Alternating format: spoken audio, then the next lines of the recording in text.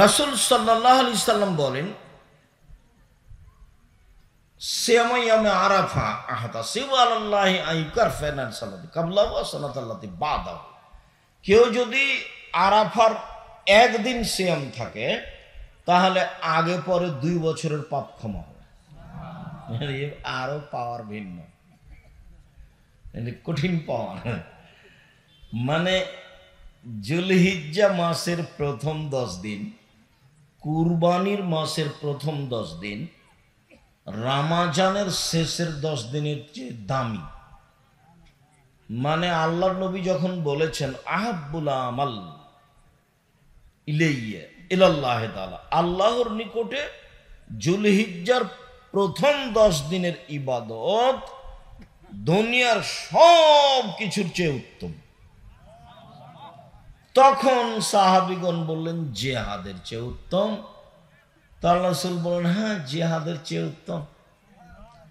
তখন বিদ্বানগণ ভাবতে লাগলেন, আচ্ছা জিহাদের চেয়ে উত্তম হলো, সব কিছুর চেয়ে উত্তম হলো, তো রামাজানের শেষ দশকের চেয়েও কি উত্তম?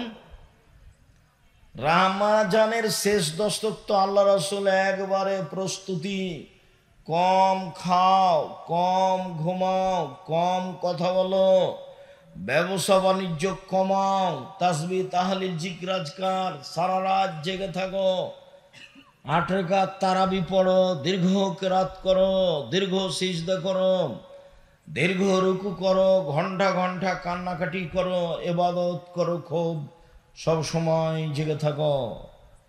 আল্লাহ রাসূল নিজে জাগলেন, পরিবারকে জাগালেন, রাত জেগে থাকলেন। মুহররমের 10 তারিখে যত, রমজানের শেষ দশকে যত চেষ্টা করতেন কখনো তা চেষ্টা করতেন না।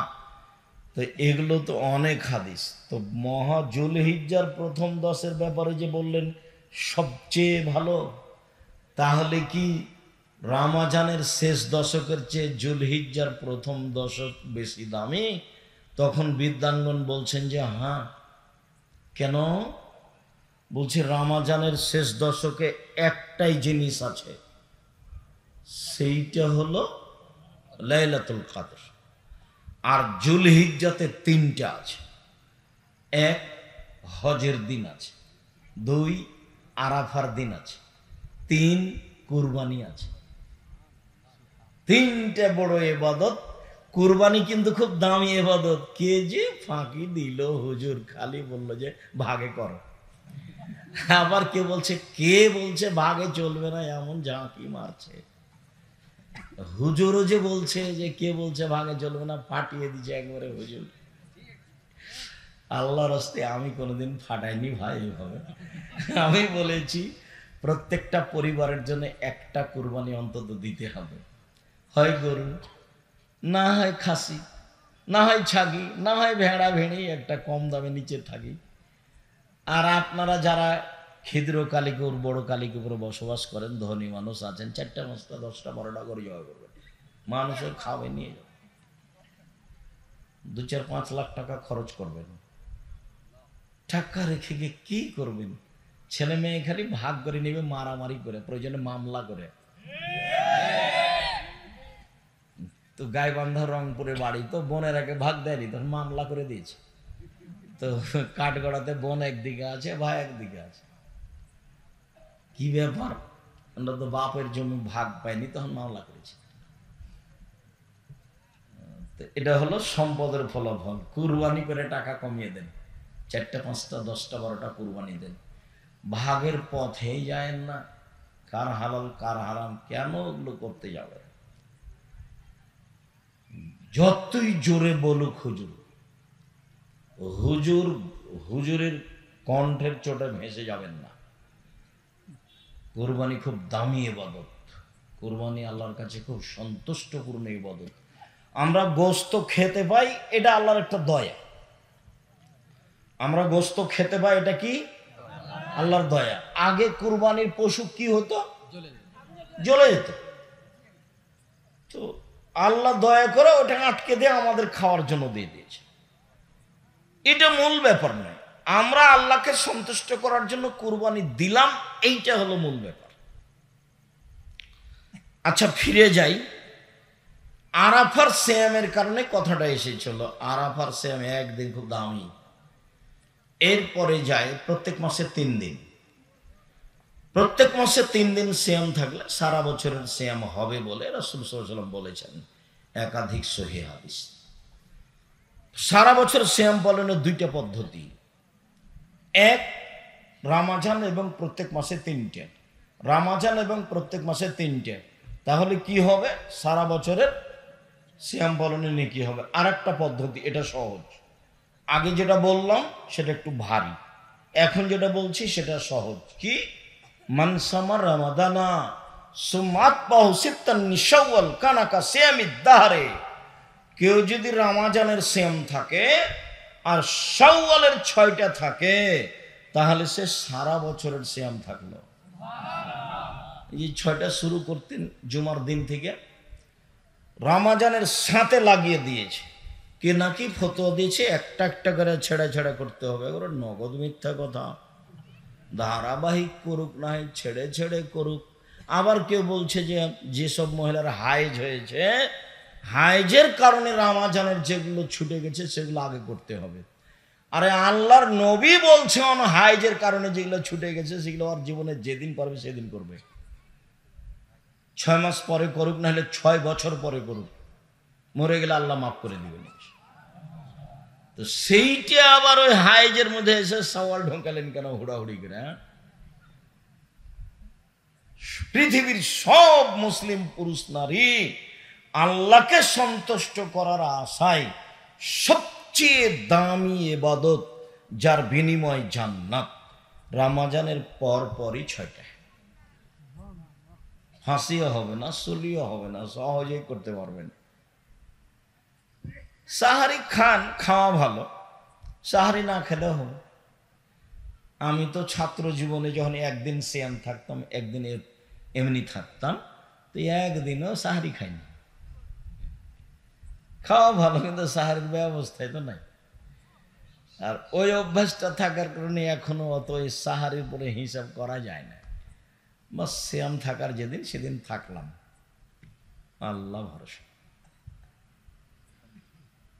তো বলছিলাম, এবাদতের জগতে সবচেয়ে দামি এবাদত সিয়াম, যার সমপর্যায়ের পৃথিবীতে কোনো এবাদত নেই। মর্মে সারা বছর সিয়াম পালনের 2টা পদ্ধতি বললাম, একটা একটু ভারী আর একটা একেবারেই সহজ। বলেন তো একটু ভারী কোনটা? প্রতি মাসে 3টে আর রমজান, এ হলো সারা বছর। আর একেবারেই সহজ কোনটা? রমজান আর শাওয়ালের 6টা। আপনাকে আমি অনুরোধ জানাচ্ছি, উপস্থিত বৈঠকের মুসলিম বোন, এই মেয়ে, সারাদিন থেকে ঢং ঢং করে ল্যাংটা হয়ে ঘুরে বেড়াচ্ছ, এখনো ঘুরে বেড়াচ্ছ কেন? শরম হয় না তোমার? আপনাদের এদিকে নওগাঁয়, কালী, এইসব জায়গাতে জোহর থেকে বেডি ছেলেগুলো ঘুরে বেড়াচ্ছে কেন? আপনি ওর বাপ নন? আপনার খারাপ লাগে না কেন? এটা আপনার একটা অযোগ্যতা। আপনি বাপের একটা ক্ষমতা দেখাবেন, মেয়ে তো আপনার, জবাব তো আপনাকে দিতে হবে। এটা আপনি বুঝতে চাচ্ছেন না কেন? খালি শুনেই থেকে যাচ্ছেন কেন? কতদিন আপনাকে বললাম যে 3 শ্রেণীর মানুষ জান্নাতে যাবে না, তার মধ্যে আপনি একজন, যে হলো দাইশ। বেটি তো আপনার, জবাব আপনাকে দিতে হবে। মেয়ে আপনার, জবাব আপনাকে দিতে হবে। মেয়ে আমার, জবাব আমাকে দিতে হবে। 3 শ্রেণীর মানুষ জান্নাতে যাবে না, তার মধ্যে আপনার মেয়ে 1 নম্বরে, তার মধ্যে 2 নম্বরে আপনি, 3 নম্বরে যারা নিয়মিত বিড়ি, তামাক, জর্দা, সিগারেট, গুল খায় তারা। 1978 সালে, 1976 সাল থেকে 82 সাল পর্যন্ত নাচল মাদ্রাসার হেড শিক্ষকের আমি খাওয়ার নিয়ে গেছি প্রতিদিন দুপুরে। তাহলে 76 থেকে 82 কতদিন হয়? প্রায় 8 বছর। আমি কোনোদিন দুপুরে খাওয়ার নিয়ে যাও মিস করিনি। তো কোনো একদিন ট্রেন স্টেশন, নাচল ট্রেন স্টেশনের উপর দিয়ে যেতে হতো। তো ওরা যারা পরিচিত হয়ে গেছে একটা পান দিয়েছে, তো পানটা মুখে দিয়ে প্রতিষ্ঠানের ভিতরে ঢুকেছি। আমার মুখের উপরে পড়েছেন মৌলানা শীষ মোহাম্মদ, যার খাওয়ার নিয়ে যেতাম। দেখে বলছো, আমি তো মনে করছি তোর বাড়ি দেবে না করে পড়াশোনা করবি, তুই পান খাচ্ছিস, পান খাই বেড়াস। চাঁপাইনবাবগঞ্জের মানুষ তো বলছে পান খাই বেড়াস, তার এটা উনি খারাপ মনে করলেন। তা আমি ৭৬ সাল থেকে নিয়ে ৭৮ সাল থেকে নিয়ে এখন পর্যন্ত কোনো পান মুখে দিইনি। পান হালাল হারাম পরে, ওকে আমি ঘৃণা করি। ৩ শ্রেণীর মানুষ জান্নাতে যাবে না, তার মধ্যে ১ শ্রেণীর যারা বিড়ি, তামাক, জর্দা, সিগারেট, গুল, নেশাদার দ্রব্য সাদা নিয়মিত খায়, পান করে তারা। তো ৩ শ্রেণীর মানুষের মধ্যে আপনি পড়লেন ২ দিক দিয়ে, বিড়ি তামাকের দিক দিয়ে ১ আর বেটির দিক দিয়ে ২। মেয়ে তো আপনার ঘুরে বেড়াচ্ছে, এই বোকাম, এই শরম করো না কেন, লজ্জা হয় না কেন, তোমার শরম হয় না কেন? ক্লাস 10-এ পড়ো তুমি, 2 বছর থেকে তোমার হায়েজ হয়, তোমার মা জানে, তুমি জানো, 4 বছর থেকে তোমার লজ্জা হয় না কেন? তুমি তো একটা বড় মেয়ে, বিবাহ দিলে তোমার একটা বাচ্চা হতো, 2টা বাচ্চা হতো, তুমি একটু শরম করো না কেন? তুমি নিজে পাপী, আর একজনকে পাপী করে খামাখা জাতিকে ধ্বংস করছো কেন? এই শরম হয় না তোমার, হায়া হয় না তোমার, লজ্জা হয় না তোমার? একটু ইতস্তবোধ করো না কেন? তোমার বাপের বাড়ি ঘর নেই, জায়গা নেই, তোমার বাপের বাড়ি আছে, ঘর আছে, টিউবওয়েল আছে, পেশাবখানা আছে, পায়খানা আছে, সব কিছু আছে। মানুষের মতো হয়ে থাকো, পশু প্রাণীর মতো হয়ে আছো কেন? গরু ছাগলের মতো হয়ে আছো কেন? বুঝেও বুঝে না ওরা, অন্তর আছে বুঝে না, দেখেও দেখে না ওরা, চক্ষু আছে দেখে না, শোনেও শোনে না ওরা, কান আছে শোনে না। উলাইকা কালানাম, তারা পশু প্রাণীর মতো, তারা গরু ছাগলের মতো, তারা কুকুর শ্রীগালের মতো, বালহমাজাল বরং তার চেয়ে খারাপ। যারা বুঝলে বুঝবে কিন্তু বুঝতে চায় না, যারা শুনলে ভালোভাবে শুনতে পারবে কিন্তু শুনতে চায় না, এই মানুষগুলিকে আল্লাহ বলছেন গরু ছাগল কুকুর শ্রীগালের মতো। তবে আল্লাহ কুকুর শ্রীগাল বলেননি, বলেছেন যে কুকুর শ্রীগালের মতো। কেন? কুকুর শ্রীগাল হারাম খায়, কোনোদিনই ছাড়তে পারবে না, আর মানুষ ইচ্ছা করলে ছাড়তে পারবে। এই জন্য আল্লাহ বলেননি যে ও কুকুর শ্রীগাল, ওকে বলেছেন যে ও কুকুর শ্রীগালের মতো। আবার বলছেন যে বালহমাজাল বরং তার চেয়ে খারাপ, মানে তার দুর্বল সাইড উল্লেখ করা হলো। কেন তুমি বুঝবে না? উপস্থিত বৈঠকের মুসলিম বোন, মেয়ে তো আপনার, আপনি তার মা, আপনি শক্ত হবেন। আপনার চোখের সামনে সে এভাবে হাঁটে কি করে? আপনি তার মা, আপনি তাকে দুধ খাইয়েছেন, আপনি তাকে প্রসব করেছেন, আপনি তাকে লালন পালন করেছেন, আপনার চোখের সামনে এভাবে ঢং করে বেড়ায় কি করে? আপনি মা হিসাবে জিম্মেদারি পালন করবেন না? মা তো ওই বহুদিন বলেছি, মা হলে 4টে জিনিস লাগে। ওটুকু বলে আমার এই অংশ ছেড়ে তাড়াতাড়ি চলে যাব, কথা শেষ করব তাড়াতাড়ি। মা হলে 4টে জিনিস লাগে, যা একাধিক দিন বলেছি, স্মরণে আছে, বললে আরো বেশি স্মরণ হয়ে যাবে। উপস্থিত বৈঠকের মুসলিম বোন, চুপ থাকো। মুসলিম বোন আপনারা একটু চুপ থাকেন।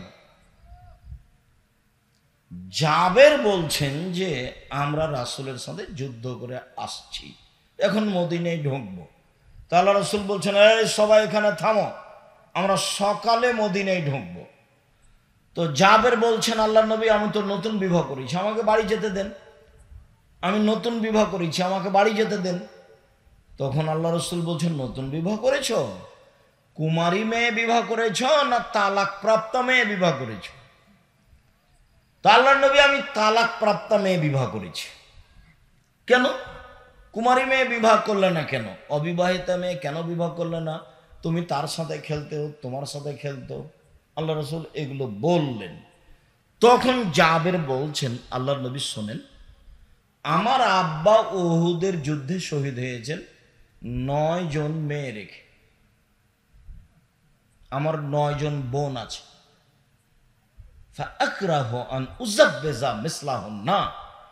আমার বোনদের সমবয়সের কম বয়সের মেয়েকে বিবাহ করা আমি পছন্দ করিনি, 4টা কারণে। আল্লাহ নবী শোনেন, আমি কেন তালাক প্রাপ্ত মেয়ে বিবাহ করলাম সেটা আমি একটু বলি।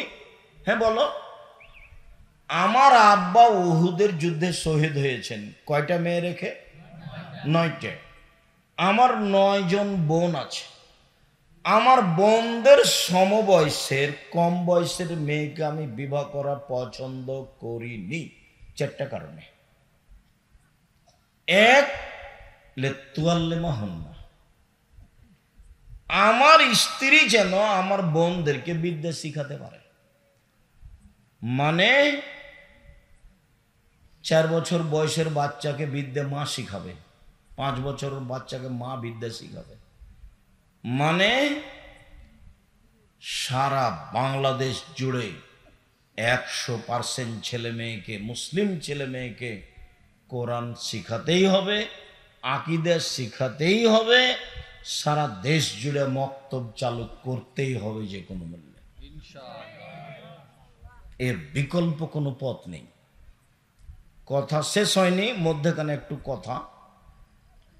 আমি বাসা থেকে বের হয়ে মসজিদে যাই, ডাঙ্গিপাড়ায়, রাজশাহীতে। সে আদ-দাওয়া আল্লাহ, কোনোদিন দেখিনি, হঠাৎ করে দেখছি গাড়ির গায়ে লেখা আছে আদ-দাওয়া আল্লাহ। তো কয়দিন আসি যাই, কয়দিন আসি যাই, আমি এখনো বুঝতে পারি না।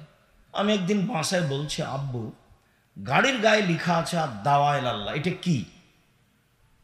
তখন আমাকে বলছে, আব্বু আপনাকে তো আমি 30-32 বছর যাবৎ দাওয়াত দিতে দেখলাম, আর আমিও পৃথিবীর বিভিন্ন দেশ ঘুরলাম, তাতে আমি দেখলাম যে ইহুদি খ্রিস্টান বিদ্যা আর বুদ্ধি বেচে খায়। ইহুদি খ্রিস্টান কি বেচে খায়? বিদ্যা আর বুদ্ধি বেচে খায়। তাই তো পদ্মা সেতুতে ওরা হলো ইঞ্জিনিয়ার আর আমরা হলাম কামলা। ওরা হলো ইঞ্জিনিয়ার আর আমরা হলাম কামলা। তো ওরা যে কৌশল করে বিদ্যার বুদ্ধি বেচে খায়, ওদের হাত থেকে বাঁচতে হলে সূচনায় যায় আগে। অন্তত আকীদা কি জিনিস এটা বুঝি, ওকে ঘৃণা করতে শিখি, আর জিনিসপাতিকে ঘৃণা করতে শিখি। আর আমি আমারটা পড়তে শিখি কোরআন মাজিদ। আমাকে কোরআন মাজিদ পড়তে শিখতেই হবে, আর আমাকে আকীদা দিয়ে তাকে জানতেই হবে। এই জন্য আমি পৃথিবীর বিভিন্ন দেশ ঘুরে বই পুস্তক লিখে সিলেবাস তৈরি করেছি, এবং সারা বাংলাদেশের প্রত্যেকটা গ্রামে গ্রামে যাব ইনশাল্লাহ। এই মর্মে ইতিমধ্যে আমি উত্তরবঙ্গে প্রায় 350 মসজিদ, এরকমই কিছু মসজিদ সফর করেছি, এবং এসব মসজিদের মক্তব চালু হয়েছে। মক্তবের ইমামদের প্রশিক্ষণ শুরু হয়েছে। তারা নিয়মিত রাজশাহীতে আসবে, ফ্রি যাবে, ফ্রি বই পুস্তক দিব, তারা এখানে ফ্রি খাবে। মক্তব চালু করব দেশ জুড়ে, করব ইনশাআল্লাহ। তো আমি বললাম, আব্বু তোমার তো পদক্ষেপ খুব পছন্দনীয়, আলহামদুলিল্লাহ, জাযাকুমুল্লাহ খায়ের। তুমি পদক্ষেপ শক্তভাবে গ্রহণ করো, আল্লাহ সাহায্য করবেন ইনশাআল্লাহ। সেই সুবাদেরই আজকেও প্রোগ্রাম সম্মত আদ-দাওয়া আল্লাহর পক্ষ থেকে। যেহেতু আদ-দাওয়া আল্লাহর পক্ষ থেকে আমিও এক সাথ দিয়ে একমত হয়ে আমি তাদের আদ-দাওয়া আল্লাহর প্রত্যেকটা কাজে আমি পরামর্শ দিতে বা তাদেরকে সহযোগিতা করতে বা তাদের সাথ দিতে আমি প্রস্তুত আছি ইনশাআল্লাহ। তার মধ্যে প্রোগ্রাম 1 নম্বর। এই মর্মে তারা জামিয়া সালাফিয়া থেকে থাকা খাওয়ার সুবিধা নেই, যে টাকা আপনাদের। ইমামদের যাওয়া আসার সুবিধা নেই, যে টাকা আপনাদের। জামিয়া সালাফিয়াতে সেসব যে লোক ইমামেরা যায় সারা দেশ থেকে, সেখানে যে খরচ আছে, আমাদের ওখানে টাকার নাই, তাকে টাকশাল নেয়, আমরা টাকা বানাই না। মানুষে আপনারা 10 টাকা 20 টাকা দেন, সেই টাকাই এই টাকা। তো যার কারণে প্রোগ্রামগুলি আমি শক্তভাবে করতে বলেছি। আমি আদ-দাওয়া আল্লাহর প্রোগ্রামেই যাব মর্মে আজকে আমি বলছি, আমি জানি না ছেলেরা প্রস্তুত আছে কিনা। সব ছেলেগুলিকে আমি সামনে আসতে বলছি। আপনাদের কাছে ছেলেরা যদি আসে তো আপনি 10 টাকা হলেও দিবেন, ফেরত দিবেন না সামনে, আর ইনশাআল্লাহ। আল ইয়াদুল খায়রুম মিন ইয়াদিস সুফলা, দেওয়া হাতটা ভালো নেওয়া হাতের চেয়ে। আল্লাহ রাসূল বলছেন, বুখারী মুসলিমের হাদিস, দেওয়া হাত ভালো নেওয়া হাতের চেয়ে। সব সময় দেওয়া হাতে থাকবেন। তোমরা দাওয়ালার ছেলেরা আছো তো সবাই যাও, ভিতরে যাও। আপনাদের সামনে যাবে 2-1 মিনিট 2-4 মিনিট। আমি কথার মধ্যে আছি, যেটা কথা বলতে চেয়েছি সেটা বলবো। আমি একটা কথার মধ্যে আছি। 4টা কারণে আমি কম বয়সের মেয়েকে বিবাহ করিনি। তো ছেলেরা যখন সামনে আসবে তখন আপনাকে আমি বলি না যে এখনই 10,000 টাকা দিতে হবে। আপনাকে আমি বলি যে আপনি নিজেকে বঞ্চিত রাখবেন না। 10 টাকা হোক, 500 টাকা হোক, 50 টাকা হোক, সামনে যখন তারা আসবে তখন আপনার সামনে দিয়ে এমনি চলে যাবে, এইটা যেন হয় না, এইটুকু আপনি মাথায় রাখবেন।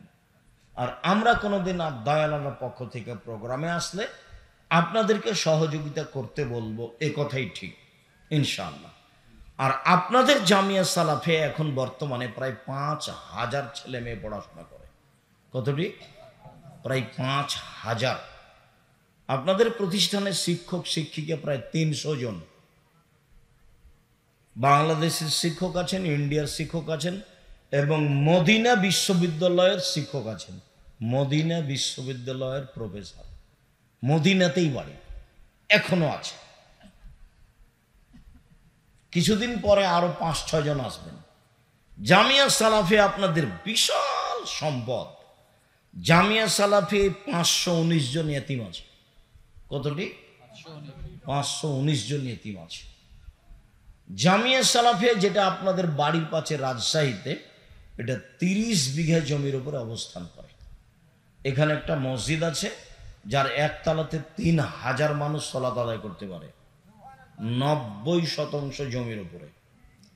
আর আপনাদের যেটা জামিয়া সালাফে রূপগঞ্জ নারায়ণগঞ্জ ঢাকা, এটা 51 বিঘা জমির উপরে পূর্বাচলে। সেখানে একটা মসজিদ তৈরি শুরু হয়েছে, যে মসজিদের একতলাতে 10,000 মানুষ সালাত আদায় করতে পারবে।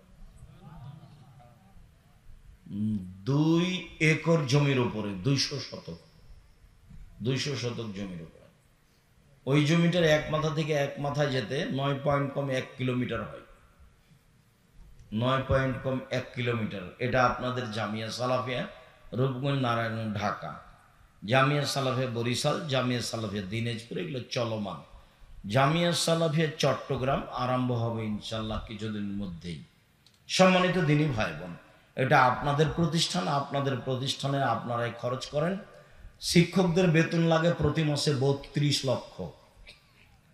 প্রতি মাসে কত বেতন লাগে? 32 লক্ষ। রমজানে লাগে 48 লক্ষ, আর কুরবানিতে লাগে 48 লক্ষ। কিভাবে হয় তা আমি বলতে পারবো না, তবে আমি দেখতে পাচ্ছি যে হচ্ছে। আমার মনে বড় সাধ, এ দেশের মাটিতে আমি উন্নত মানের প্রতিষ্ঠান গড়বই ইনশাল্লাহ। যেখানে ছেলে মেয়ে বাংলা, ইংরেজি, আরবি উন্নত মানের শিক্ষা অর্জন করে জাতির অন্যায়ের বিরুদ্ধে লড়বে, মুখে কলমে মিডিয়ায় লড়বে ইনশাল্লাহ। দেশের সর্ববৃহৎ প্রতিষ্ঠান জামিয়া সালাফিয়া, বাংলা, ইংরেজি, আরবি উন্নত মানের শিক্ষা অর্জনে ব্যতিক্রম প্রতিষ্ঠান জামিয়া সালাফিয়া, শিরক মুক্ত প্রতিষ্ঠান জামিয়া সালাফিয়া, বিদাত মুক্ত প্রতিষ্ঠান জামিয়া সালাফিয়া, হিংসা মুক্ত প্রতিষ্ঠান জামিয়া সালাফিয়া, দল মুক্ত প্রতিষ্ঠান জামিয়া সালাফিয়া, সংগঠন মুক্ত প্রতিষ্ঠান জামিয়া সালাফিয়া। দেশের অমূল্য সম্পদ শিক্ষামানের সর্বোচ্চ প্রতিষ্ঠান জামিয়া সালাফিয়া। জীবন বাজে রেখে লড়ে যাচ্ছি এই দেশের মাটিতে উন্নত মানের প্রতিষ্ঠান গর্বই ইনশাআল্লাহ। যেখানে ছেলে মেয়ে বাংলা, ইংরেজি, আরবি উন্নত মানের শিক্ষা অর্জন করে জাতির অন্যায়ের বিরুদ্ধে লড়বে, মুখে কলমে মিডিয়ায় লড়বে। হাজারো ছেলে মেয়ে আপনার সামনে উপহার দেব ইনশাআল্লাহ। শুধু 2-1 জন মেয়েরা